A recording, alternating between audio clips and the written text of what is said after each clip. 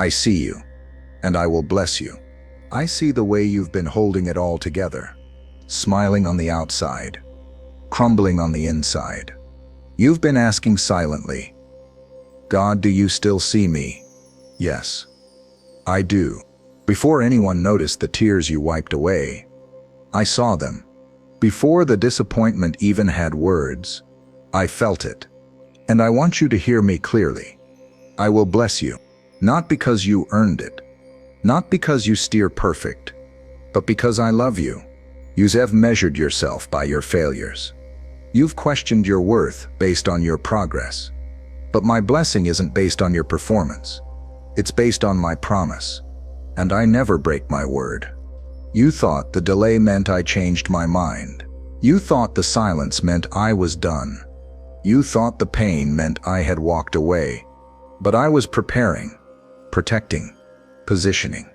I don't bless on your schedule. I bless on my purpose. And even when you can't see it, I'm still working. Even when you feel forgotten, I am closer than your breath. You said not abandoned. You are not invisible. You are mine. So don't but give up before the blessing comes. Don't walk away when you're this close to breakthrough. Because I've already spoken it over you. I will bless you. And no demon in hell, no failure in your past, no mistake in your present can stop what I've declared. The blessing is coming. And when I bless, no one can reverse it. You think I'll bless you when you finally get it all right. When you stop sinning. When you fix everything. When you pray longer, believe harder, behave better. But listen to me. My blessing doesn't begin with your performance. It begins with my presence. I am not Santa Claus. I'm not keeping a list of your good and bad days, deciding if you deserve my favor. I don't bless you because you earned it. I bless you because you set mine. When you walk with me, you said already blessed. Before the promotion, before the healing, before the breakthrough. My presence is the breakthrough. That peace you feel when everything's falling apart, that's me. That strength to keep going when you're done, still me. That whisper in your spirit that says, I'm here, always me. Stop chasing the blessing and start pursuing the blesser. Because when you have me, you have everything. You think you're cursed because you're in a dry place. You think you're abandoned because it feels silent. But let me remind you, I don't need a palace to bless you. I bless in the wilderness. When Israel was in the desert, I gave them manna. When they were thirsty, I brought water from a rock. When they were lost, I led with fire by night and cloud by day. I've never needed perfect conditions to pour out perfect provision. So stop assuming I left you because it says hard. I'm right here in the middle of the dry ground, in the middle of the silence, in the middle of your waiting. You think you're stuck, but I'm shaping you. You think nothing is growing, but I'm planting deeper roots. You think this place is punishment, but I'm using it as preparation. The wilderness is not your grave, it's your classroom, and I will bless you in it. Not when it sets over, not when it makes sense, but right now, in the place where it looks like nothing is happening. Because you shall come out stronger, with faith that seps unshakable, with peace that doesn't set depend on circumstance, with a trust that fire couldn't burn and storms couldn't drown. Dawn that despise the wilderness. I do some of my best work there. You're still ashamed of your scars, ashamed of your failures, ashamed of the pieces of your life that didn't hold together. But those pieces that sips where I start building. You think I need your perfection, but I'm the God who used broken loaves to feed thousands. I'm the God who used a stuttering Moses, a limping Jacob, a weeping Hannah. I don't discard the broken. I dwell in them. Because blessing isn't said about looking strong. It sets about being surrendered. Jacob wrestled with me and walked away limping. But that limp came with a new name, a blessing that changed a man into a nation. And you thought your breaking meant the end, but it's actually the beginning. Your brokenness isn't set the evidence of my absence. That's the opening for my power. The cracks let the glory pour through. So stop hiding your wounds. Stop pretending you have it all together. I will bless you, not despite your brokenness, but through it. Because I'm not looking for perfection. I'm looking for surrender. They laughed at you. They counted you out. They said you never become anything. They looked at your pain and assumed it was proof I had left. But they forgot one thing. I'm not finished with you. They judged your journey without knowing your assignment. They saw your wilderness, but not your calling. They heard your silence, but they didn't hear my whisper. You don't need to defend yourself. You don't need to prove your worth, because I'm the one who lifts up. I'm the one who prepares the table. And yes, I prepare it in the presence of your enemies. In Psalm 23:5. That means they still see it. They still witness the shift. They'll watch me bless the very one they rejected. But understand this. I don't bless you to shame them. I bless you to reveal me. So when they see your breakthrough, your healing, your restoration, they'll know it was me. Not luck, not effort, not connections. Me. So stop wasting energy trying to prove your worth. Let me handle your vindication. Your story is about to shout what your mouth never had to say. The Lord has done this. You've been chasing the blessing, but missing the order. Because blessing flows from alignment, not ambition. I said it clearly. Seek first the kingdom. And all these things will be added to you. In Matthew 6:33. You don't have to chase what I already promised. You just have to put me first. That means I come before the money, before the dreams, before the deadlines, before the distractions. Don't say, I am Lord if I am last. Don't say you trust me while building altars to your own plans. When I sump first, peace follows. When I sump first, doors open that no man can shut. When I sump in first, blessing overtakes you. In Deuteronomy 28:2. You've been trying to carry it all yourself, and it's breaking you. But when you put me in my rightful place, everything else falls into place. You don't have to manipulate it. You don't have to hustle harder. You don't have to strive and stress. You just have to surrender. Because I don't bless chaos. I bless order. And when you put me first, I will bless the rest. You prayed for enough to survive, but I set them the God of overflow. You asked for help, but I had healing. You asked for a door, but I had a destiny. Stop putting a ceiling on what I can do. I don't answer according to your limits. I answer according to my power. Now to him who is able to do exceedingly abundantly above all that we ask or think, in Ephesians 3:20, I don't just meet expectations. I explode them.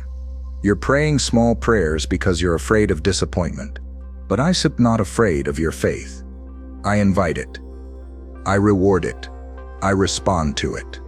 I'm not just the God who hears prayers. I'm the God who multiplies them. You thought you were asking for a drop, and I'm ready to open the floodgates. You thought you were asking for scraps, and I've prepared a feast. Don't limit me to logic. Don't reduce me to formulas. I specialize in impossible. I delight in unexplainable. So stop shrinking your prayers. Stop editing your requests. Ask boldly. Ask big. Ask like you know who your Father is. Because I'm not just able to bless you. I want to, and I will. What I pour into you isn't set just for you. I bless you so you can bless others. Abraham didn't receive the promise to sit in comfort. He received it to carry my covenant. I will bless you, and you will be a blessing. In Genesis 12:2. So when I bless your finances, it's so you can sow into others. When I bless your time, it's such so you can serve. When I bless your voice, it's so you can speak life. You weren't made to be a reservoir. You were made to be a river. Let my goodness flow through you. Let my favor pour out onto everyone around you. Don't hoard the miracle. Don't bury the gift. Don't hold back the testimony. Used to have been praying, God bless me. But now I some saying, I some ready to bless through you. Because when you give from what I gave, you won't run out. I refill what you release. I increase what you share. And I surround generous hearts with abundant grace. So open your hands. Because I'm not just blessing you, I'm making you the blessing. You keep disqualifying yourself. You keep replaying your failures. You keep whispering, I don't deserve to be blessed. But hear me, my blessing isn't about your worthiness. It's about my mercy. The prodigal son didn't earn the ring, the robe, or the feast. He came back dirty, empty, and ashamed. But I ran to him anyway. I embraced him anyway. I celebrated him anyway. Why? Because that sets who I am. I'm not the God who waits for perfection. I'm the God who blesses repentance. And if you sit willing to turn, I have a spawn ready to pour. You think grace is fragile, like it breaks when you fail. But my grace is fierce, stronger than your past, deeper than your shame, wider than your rebellion. You didn't earn my love, so you can lose it. You didn't buy this blessing, so you can't bankrupt it. I knew every flaw before I called you. I saw every mistake before I chose you, and I still said mine. So stop hiding, stop running, stop punishing yourself for what I've already forgiven. I will bless you, not because you deserve it, but because I decided to. You think this is just about you, but I am writing a legacy through your life. When you obey me, you are not just unlocking doors for yourself. You stir opening gates for your children, your grandchildren, and generations you shall never meet. I keep my covenant to 1,000 generations of those who love me and keep my commands. In Deuteronomy 7:9, your obedience today becomes their covering tomorrow. Your prayers today become their protection tomorrow. Your faith today becomes their foundation tomorrow. You may not see all the fruit, but the seeds you start planting are eternal.